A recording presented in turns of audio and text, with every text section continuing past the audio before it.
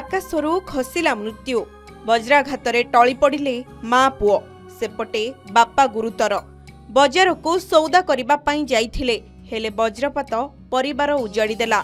कथारे अछि दैव जेतेबेले दाउ साधिब ताकू किय बा रोकी हेबो। हाँ आज्ञा वज्राघात नेइछि आउ दुईटी जीवन।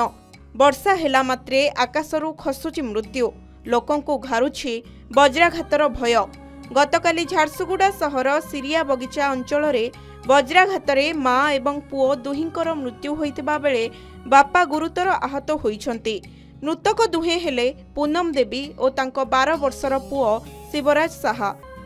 एही घटनारे बापा बीरबल साह गुरुतर अवस्था जिला मुख्य चिकित्सालय भर्ती होइछन्ति। सूचना पाई झारसुगुड़ा थाना पुलिस घटनास्थल में पहुंची मर शरीर जबत करी घटनार तदंत आरंभ करिछि। सूचना अनुसार बीरबल एक कंपनी रे काम करती और सपरिवार सिरिया बगिचा अंचल रे रहुतिले।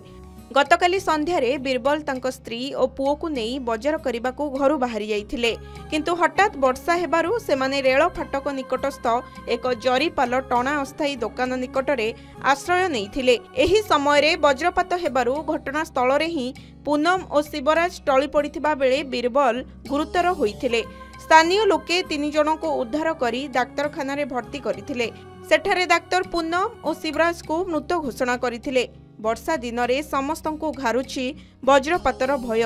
किए घरे बसिथिबा बेले चड़क पड़ुछि तो आउ किए बाहरी थिबा बेले वज्राघात रे मृत्यु वरण करुछि। झारसुगुड़ारू संतोष साहूଙ୍କ रिपोर्ट के न्यूज ओडिशा।